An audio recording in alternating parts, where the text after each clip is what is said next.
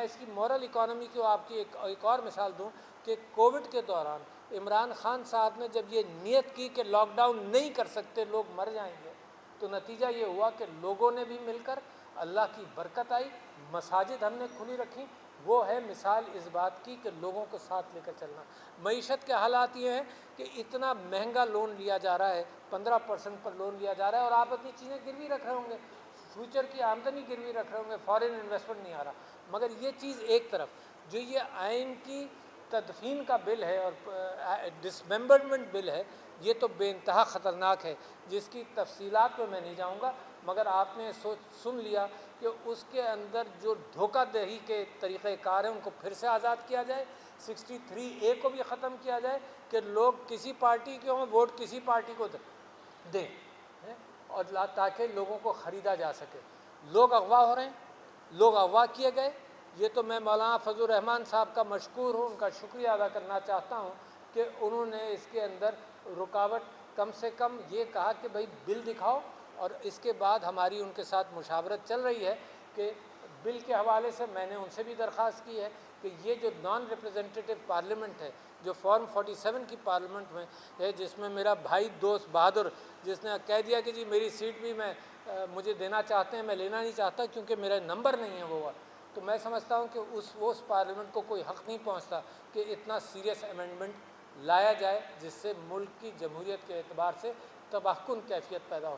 میں حافظ نعیم صاحب سے، لیاقت بلوچ صاحب سے، اپنے بھائیوں سے یہاں یہ اپیل کرنے آیا تھا، اور یہ میرا گھر ہے، کیونکہ میں ان کو یاد دلا رہا تھا کہ 77 سے میں نے جماعت اسلامی کے ساتھ کام کیا۔ میں مشکور ہوں ان لوگوں کا، بہت ساری منور صاحب مرحوم کا، کہ ان کی دوستیوں اور رفاقت سے میرے کردار کے اندر جیسا بھی ہے، خرابی ان کے کھاتے میں جائے گی، تو جو کچھ بہتری ہے وہ ماشاءاللہ ان کی طرف سے ہے۔ تو یہ تو میرا گھر ہے، میں ان سے یہ اپیل کرنے آیا تھا کہ اتنے اہم موڑ پر دیکھیے، میں ایک بہت بڑی بات کرنے جا رہا ہوں کہ بنگلہ دیش کے اندر جو مسنگ پرسنز کی کیفیت تھی، اس کے اندر پروفیسر غلام اعظم صاحب جو امیر جماعت اسلامی تھے، ان کو 90 سال کی سزا ہوئی، اور ان کا انتقال ہو گیا پریزن میں، اور ان کا بیٹا جو بریگیڈیئر جنرل تھا، جو سورڈ آف آنر کا ونر تھا، اس کو حسینہ واجد نے فوج سے نکالا، وہ واحد گواہ تھا ان کے مقدمے کا، اس کو فوج سے نکالا اور پھر اس کو ایسا غائب کیا کہ اس کے گھر والوں کو پتہ ہی نہیں چلا وہ زندہ ہے مردہ۔ اس کی بیوی نے کورٹ میں یہ کہا کہ جی 7 سال ہو گئے مجھے، اسلامی اعتبار سے جب شوہر 7 سال پتہ ہی نہ ہو تو اس کو مردہ ڈکلیئر کر کے کہ مر گیا تو مجھے اجازت دیں شادی کی۔ اس کو اجازت ملی شادی کی، وہ نکلا ابھی نمودار ہوا تیسرے دن، جس دن حسینہ واجد کو ہٹایا گیا۔ تو میں سمجھتا ہوں کہ مسنگ پرسنز کے حوالے سے آپ یہ دیکھیے کہ لوگوں کو اٹھا لیا، منہ بند کر دیا۔ اتنا ظلم و ستم نہ ضیاء الحق صاحب کے زمانے میں تھا، نہ ایوب خان صاحب کے زمانے میں تھا، نہ مشرف صاحب کے زمانے میں تھا جو آج کل ہے۔ تو میں جماعت اسلامی سے یہ اپیل کرنے آج آیا ہوں کہ اپنا جو کردار آپ نے پاکستان کی خاطر مشرقی پاکستان کے اندر کیا، جس کے اندر آج پھر جناح صاحب کو یاد کیا جا رہا ہے وہاں پر کہ جناح صاحب نہیں ہوتے تو مشرقی تو پاکستان نہیں بنتا، تو وہ جو ریٹرن ہے تو وہ اس کے اندر جماعت اسلامی کا بھی کنٹریبیوشن ہے۔ تو میں سمجھتا ہوں کہ اتنے اس اہم موڑ پر، اس کے باوجود کہ نیشنل اسمبلی میں ان کی سیٹس نہیں ہیں، مگر ان کا معاشرے کے اندر ایک اخلاقی وزن ہے، ایک مورالٹی کی گنجائش پاکستان میں ہے۔ 90% لوگ عمران خان صاحب کے ساتھ ہیں، جو مرضی آئے کر لیں، لوگ ان کی طرف جانے والے نہیں ہیں۔ یہ ظلم و ستم بڑھاتے رہیں، اور یہی مجبوری کے اندر یہ بل لائے ہیں کہ آئین کو مسخ کر دیا جائے، دفن کر دیا جائے، اور عمران خان کے اوپر گرفت مزید مستحکم کی جائے۔ تو میں سمجھتا ہوں کہ اس کے اندر جماعت اسلامی سے میں اپیل کر رہا ہوں، لوگوں سے اپیل کر رہا ہوں، اور لوگوں سے گزارش کر رہا ہوں کہ کل بھی جلسہ ہے، لوگ آئیں، پرامن انداز سے آئیں۔ پاکستان تحریک انصاف کے جلسوں کے اندر ہماری کوشش یہی رہی ہے کہ پرامن رہے، مگر میری بھی زندگی گزری ہے ٹیئر گیسنگ کھاتے ہوئے، بچپن سے ٹیئر گیسنگ کھاتا رہا ہوں، پولیس کی لاٹھیاں کھاتا رہا ہوں۔ جب پولیس یہ حرکت کرتی ہے تو لوگ بھی ریئیکٹ کرتے ہیں۔ تو یہ چیز میں آپ کے سامنے ہم رکھنا چاہتے تھے کہ ہم اپیل کرنے آئے یہاں پر۔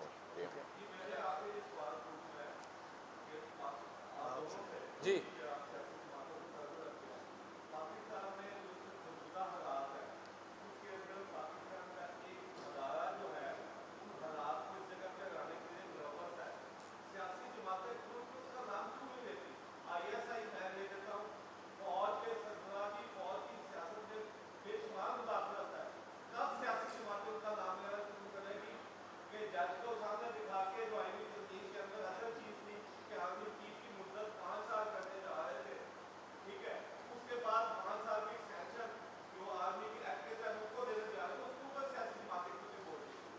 اچھا، ایک تو یہ ہے کہ آپ اگر ہماری پریس کانفرنسوں میں شریک ہوتے ہوں تو آپ کو پتہ چل جائے گا کہ جتنا بولنا چاہیے شاید اس سے زیادہ ہی بولتے ہیں. اور یہ بہت واضح طور پر ہمارا موقف یہ ہے کہ پاکستان کی فوج ہو، ادارہ ہو، ISI ہو، MI ہو، کوئی ایجنسی ہو، سب کے لیے آئین نے ایک لمٹ، ایک حدود کا تعین کیا ہوا ہے. آئین مقدم ہے. تو آرمی چیف سے لے کر چیف جسٹس آف پاکستان اور اسپیکر سے لے کر صدر مملکت اور وزیر اعظم یا کوئی بھی ہو، آئین نے اس کی جو حد مقرر کی ہے اسی حد میں سب کو رہنا چاہیے. اسی سے پاکستان کا بھلا ہوگا. تو یہ بات تو ہم پہلے دن سے کہہ رہے ہیں. تو کوئی بھی ایسی چیز جس کے نتیجے میں کسی بھی ادارے کو زبردستی جو ہے وہ کوئی چیز اس کے حق میں کروائی جائے وہ قابل قبول نہیں ہو سکتی. تو ہم نے تو ان تمام امور کے اوپر بات کی ہے. اور لیکن سیدھی بات یہ ہے کہ اگر یہ نہیں ہو سکتا کہ ہم فوج اور عوام کے درمیان تصادم والا راستہ کوئی اختیار کریں، یہ ہم افورڈ نہیں کر سکتے، پاکستان افورڈ نہیں کر سکتا، فوج افورڈ نہیں کر سکتی. اور یہ فوج کو، ان ادارے کو بھی سمجھنا چاہیے کہ ایسی کوئی بھی چیز جس کے نتیجے میں یہ فاصلہ بڑھے وہ پاکستان کے لیے، آئین کے لیے اور پاکستانی فوج کے لیے، سب کے لیے، عوام کے لیے، سب کے لیے نقصان دہ ہے. تو میرا خیال ہے کہ آئین نے سب کے لیے بہت اچھا طریقہ اختیار کیا ہوا ہے، دیا ہوا ہے. ہمیں سب کو اس کو فالو کرنا چاہیے.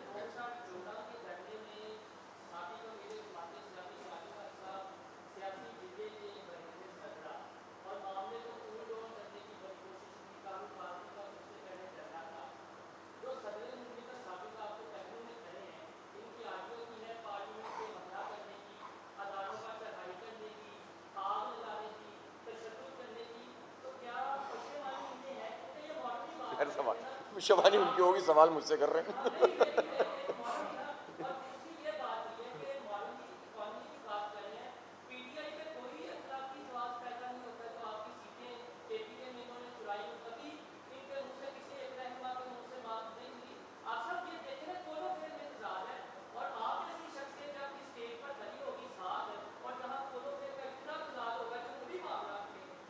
آپ کیا کہنا چاہ رہے ہیں؟ سوال نہیں، یہ کہہ رہے ہیں کہ آپ مجھ سے تھوڑا سا دور کھڑے ہو.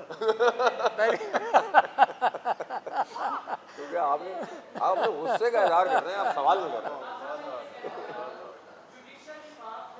جی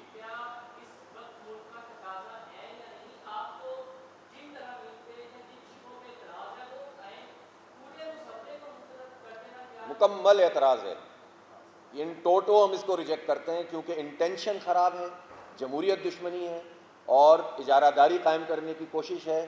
اس لیے ہم اس چکر میں پڑیں گے ہی نہیں. اور ہم ایسی تمام جماعتیں، آپ نے تذکرہ بھی فرمایا، ان سے بھی یہ درخواست کریں گے کہ آپ شقوار مطالعہ نہ فرمائیں، اس انٹینشن کو سامنے رکھتے ہوئے اس کو مسترد کر دیں.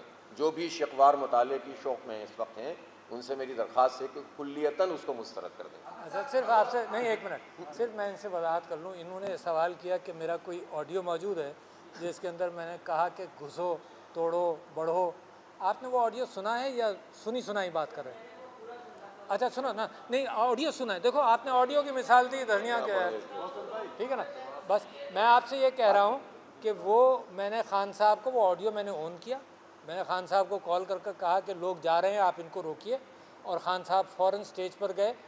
5 منٹ بعد اس کی آڈیو تو ٹیلی ویژن پہ موجود ہے کہ یہ حرکت نہیں کرو اور ہٹ جاؤ. بس تو میں کہتا ہوں کہ کبھی کبھی مس انفارمڈ ہوتے ہیں. آپ پورا سن لیجیے گا، پھر یقیناً یہ سوال جینوئن ہوگا.